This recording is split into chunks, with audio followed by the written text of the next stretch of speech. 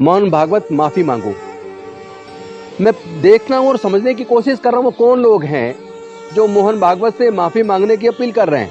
ये वही लोग हैं जो देश के लिए खतरा बन चुके हैं। ये वही लोग हैं जो देश में जाति और धर्म के नाम पर उन्माद करते हैं। ये वही लोग हैं जो देश में अनेकों बार दंगे करा चुके हैं। वही लोग हैं जिन्होंने हजारों साल तक दलित पिछड़े आदिवासियों के साथ शोषण और उत्पीड़न किया। वही लोग हैं जो मुंह रखने पर हमारे युवाओं की हत्या कर देते हैं। ये वही लोग हैं जो घड़ा छू लेने पर हमारे बच्चों की हत्या कर देते हैं। वही लोग हैं जो मंदिर प्रवेश करने पर, मंदिर में मूर्ति छू लेने पर हमारे लोगों की हत्या कर देते हैं। जय भीम, नमो बुद्धाय, जय भारत। दोस्तों, आज आप देख रहे हैं कि आरएसएस चीफ मोहन भागवत जी ने कहा कि जाति ब्राह्मणों ने बनाई है, भगवान ने नहीं। और मैं इतने सालों से कहता आ रहा हूं कि ये प्रकृति ने जातियां नहीं बनाई हैं, ये चालाक इंसानों ने बनाई हैं। और उन लोगों ने बनाई है जिन्होंने समाज को वर्ण में और जातियों में बांटा, जिन्होंने देश में शिक्षा पर, ज्ञान पर अपना कब्जा रखा, जिन्होंने देश के संसाधनों पर अपना कब्जा रखा, जिन्होंने छल कपट से समाज को पूरी तरीके से कमजोर करके रखा।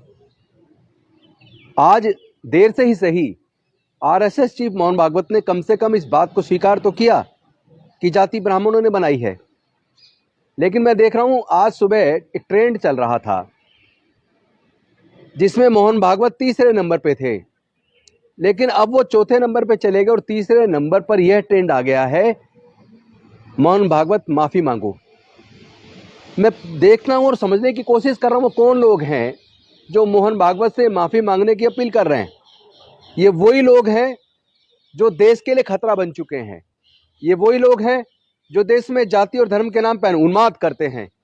ये वही लोग हैं जो देश में अनेकों बार दंगे करा चुके हैं। ये वही लोग हैं जिन्होंने हजारों साल तक दलित पिछड़े आदिवासियों के साथ शोषण और उत्पीड़न किया। ये वही लोग हैं जो मुंह रखने पर हमारे युवाओं की हत्या कर देते हैं। ये वही लोग हैं जो घड़ा छू लेने पर हमारे बच्चों की हत्या कर देते हैं। ये वही लोग हैं जो मंदिर प्रवेश करने पर, मंदिर में मूर्ति छू लेने पर हमारे लोगों की हत्या कर देते हैं। ये वही लोग हैं जो बारात घोड़ी पर निकालने पर पूरी बारात पे हमला कर देते हैं। आज ऐसे लोगों को जवाब देने का समय आ गया है। बहुजनों जागो। मैं समझता हूं डॉक्टर बाबा साहब अम्बेडकर का संविधान खत्म करके ये मनुस्मृति लागू करने की साजिश रच रहे हैं। और मुझे लगता है मोहन भागवत जी का बयान हो सकता है 2024 के चुनाव के मद्देनजर आया हो, लेकिन अगर ये षड्यंत्र भी होगा तो इस षड्यंत्र को बहुजन समाज के लोग अब कामयाब नहीं होने देंगे। मैं देश के दलितों, पिछड़ों, आदिवासियों से निवेदन करता हूं, अल्पसंख्यक समाज से निवेदन करता हूं कि आप सब उत्पीड़न का शिकार हुए हैं, जबकि कुदरत ने सबको मानव के रूप में बनाया। मानवता बड़ी चीज है और भारत को अगर कोई चीज बचा सकती है तो वो भारत का संविधान है। भारत के लोगों को सम्मान का जीवन अगर कोई दे सकता है तो डॉक्टर बाबा साहब अम्बेडकर का बनाया हुआ भारत का संविधान है। तो ये लोग मनुस्मृति को दोबारा से भारत में लाना चाहते हैं, बाबा साहब के संविधान को खत्म करना चाहते हैं। मैं ऐसे लोगों को आगाह कर देना चाहता हूं, किसी कीमत पर आपकी इस षड्यंत्र को हम कामयाब नहीं होने देंगे। बहुजन समाज के लोग जाग रहे हैं, चाहे वो बिहार के शिक्षा मंत्री चंद्रशेखर जी हों, चाहे वहाँ के रेवेन्यू मिनिस्टर आलोक मेहता जी हों, चाहे यूपी के कद्दावर नेता स्वामी प्रसाद मौर्य जी हों, चाहे अखिलेश यादव जी हों, तेजस्वी जी हों, या इस सोच वाले बाकी लोग हों जिन्होंने इस बात को समझ लिया कि देश में दलित, पिछड़े, आदिवासी ये सब लोग शूद्रों में हैं। लेकिन इनको शूद्र बनाया किसने? शूद्र के नाम पर हजारों साल तक इनकी प्रताड़ना किसने की? या तो वो समाज स्वयं माफी मांगे, मतलब माफी मोहन भागवत को नहीं, माफी उन लोगों को मांगनी चाहिए जो लोग मोहन भागवत से माफी मांगने का अपील कर रहे हैं, जो ये ट्रेंड चला रहे हैं। ऐसे लोगों को समझ आ जाना चाहिए कि भारत के लोग अब इस तरह की जातिवादी मानसिकता को स्वीकार करने के लिए तैयार नहीं है। इनको होश में आ जाना चाहिए, वरना देश के लोग इनको जवाब जरूर देंगे। मैं समझता हूं 2024 का चुनाव बेहद महत्वपूर्ण होने वाला है। ये बहुजनों का चुनाव होगा, ये मानवता का चुनाव होगा, ये न्याय के लिए चुनाव होगा, ये उन लोगों को सत्ता से बाहर करने का चुनाव होगा जिन्होंने हर साल 2 करोड़ लोगों को रोजगार देने की बात की थी, जो लोग जाति और धर्म के नाम पे उन्माद करने वाले लोगों को आगे बढ़ावा देते रहते हैं। ऐसे लोगों को सत्ता से बाहर करने का चुनाव होगा। मैं कहना चाहता हूं, अपील करना चाहता हूं पूरे बहुजन समाज से, मानवता के लिए, देश को बचाने के लिए, डॉक्टर बाबा साहेब अम्बेडकर के संविधान को बचाने के लिए और मानवता की इज्जत आबरू बचाने के लिए, देश को सम्मान के साथ आगे बढ़ाने के लिए हम सबको एकजुट होकर इस मानवता की और न्याय की लड़ाई को लड़ना होगा।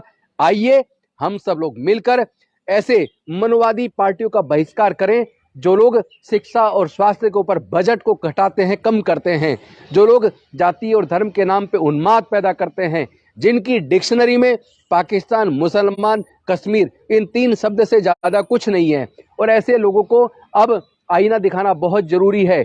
जो नाना प्रकार के कुकुर मुत्ते की तरह जो जादू टोना करने वाले कितने सारे ज्योतिष साधु महात्मा निकल के आ गए हैं, जो नेताओं की गर्दन काटने पे लाखों करोड़ों रुपए का इनाम रख रहे हैं, जिनके खिलाफ सरकारें मुकदमा दर्ज नहीं कर रही हैं, ऐसी सरकारों को भी और ऐसे लोगों को भी जवाब देने का टाइम आ गया है। मैं आपसे निवेदन करता हूं, बहुजनों जागो और लड़ाई के लिए तैयार हो जाओ।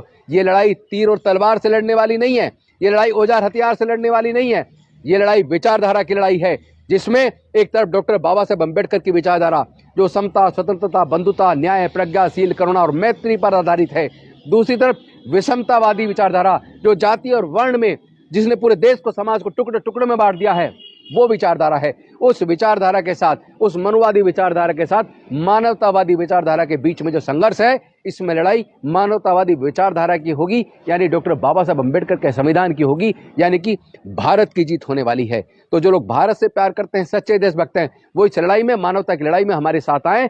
और जो लोग मानवता को कुचलना चाहते हैं, भारत को फिर से गुलाम बनाना चाहते हैं, वो लोग हमसे दूर रहे तो अच्छा है। बहुत बहुत धन्यवाद। नमो बुद्धाय। जय भीम, जय भारत।